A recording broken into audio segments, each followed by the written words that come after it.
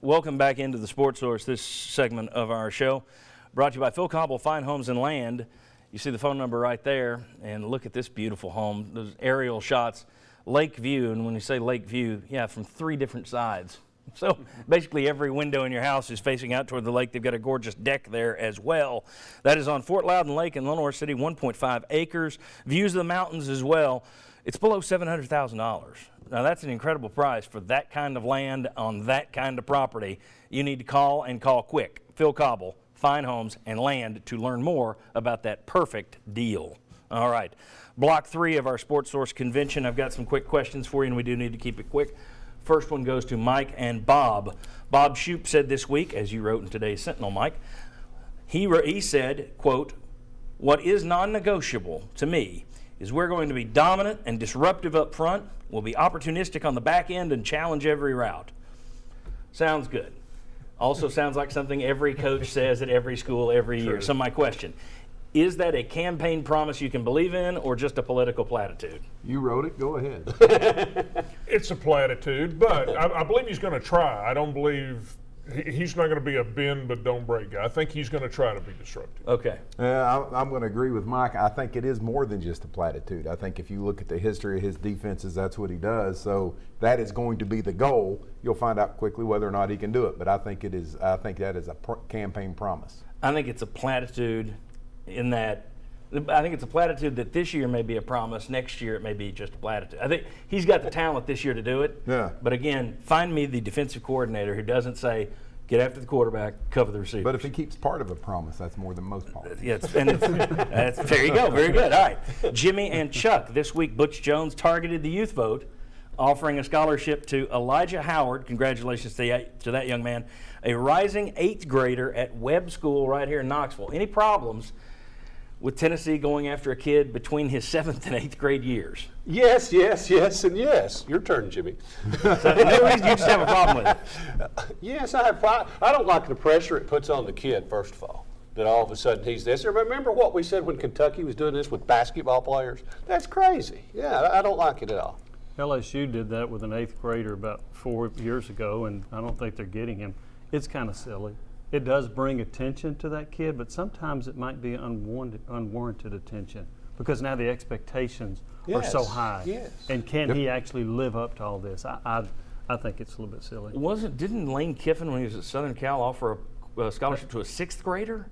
Quarterback, wasn't the kid a 6th grader? I thought he was a rising 7th grader. Oh, I thought it was an insane. It was lower than 8. It was like a record deal. And I think this year will be his first in college. It was like 6 years ago. But anyway, it's happening more and more. I think it's kind of silly, If I can chime in, I think it's more than silly. It's dumb. Well, all right. That's chiming Dumb in. for the kid or dumb for the school? It doesn't hurt the school at all. It doesn't hurt the school, but I mean, the kid now, he's playing middle school ball. The crowds are going to be bigger, and the critiques are going to start for a kid in the 8th grade. Yeah, to me, fans are going to pay, well, watch Tennessee won't him. He just fumbled. You see why do you put that on a kid? I think That's you what see I the thought. same thing Good in pro sports when an athlete gets a huge contract, and all of a sudden he's trying to live up to that instead of just going out there and play. Yeah, Fair enough. Let him be a kid. Exactly. There you go, Butch Jones. What do you think of that? All right. And this one's for all of you. Everyone is aware of the term October surprise. There's one before every election. This year it could come courtesy of WikiLeaks. I want to know what is the most likely October, and you can take the graphic out, Chris, if you need to. What is the most likely October surprise for Tennessee this year? And you would think, in terms of an October surprise, most people, beat Alabama, lose one of those other 3. What is more likely to happen? Lose to Georgia, lose at Texas A&M, beat Alabama here, or lose at South Carolina? I'm going to go with losing at Texas A&M. You've never been there. They're down. People are going to be overlooking you because of where the game's sandwiched between, or you might be overlooking them. So I'm going to go with Texas A&M. I agree with Bob. You play them after Florida and after Georgia, 2 emotional games. Whether you win both or lose both or split, I think it's going to be hard to get back focused on A&M. You're going to be playing in front of 107,000. John Chavis is going to have his defense ready. That would be my pick. All right, most likely for these two is at Texas A&M a loss. At Texas A&M, a loss for me too. For all the reasons they said, it's probably going to be 110 degrees. So, yeah. Just to be different, I'm going to say it's South Carolina because that's the program you've beaten, what, 2 straight years? You also think you got a big talent gap, and plus they got a terrible coach in Will Muschamp. So that would be a huge surprise. That'd be Who fantastic. beat you every year he was in Florida. I was going to go Georgia or Texas A&M, and the thing that pushed it to Texas A&M is what Jimmy said, John Chavis. That's what, when I was looking at it at Texas A&M or at Georgia, I thought the Chavis factor is the unknown quotient there, and I think he's going to have him fired up.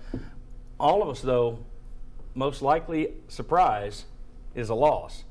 Wouldn't be beating Alabama. Tell me do you mean that as you don't think they're going to beat Alabama? Or do you mean that as that's not a surprise? To me, it wouldn't be as surprising as losing to Texas A&M if you beat Alabama. I think losing to Texas A&M would be a bigger surprise. Most likely is what we're looking at. I mean, Yeah. Most likely. Now I'm confused. well, are we saying nobody went with Tennessee beating Alabama as a surprise? Is that because you don't think that would be a surprise? Or are you saying it's unlikely that they're going to beat Alabama? That's the way I look at To it. me, it's unlikely. Nick Saban is in my head Yes. after 11 years. I can't pick against him. Agreed. That was, yeah, and that was number 2 on my list, was Okay. the Alabama game. But I went A&M for the things we talked about. But I think Tennessee can beat Alabama, but since Saban's been there, they haven't, right? Beat right, Alabama. and I wouldn't pick anybody to beat Alabama Yeah. at this point. I mean, I that's- misspoke. It's not 11 years, but it seems like 11. Florida's they- 11 since they years. lose 07. one game a year, basically. Those are pretty good odds that they're going to beat you, but we'll see. Now, it's certainly possible. All right, when we come back, we've still got later on the show, we're going to put our platform together. We got numbers of former SEC East champions. What does Tennessee need to do to improve on offense, defense? Where do they need to hit it? We'll pick the ones that are most important. You want to stick around for that. Next, however, kind of a history lesson as we talk Republicans, Democrats, presidents, and Tennessee football. Come on back.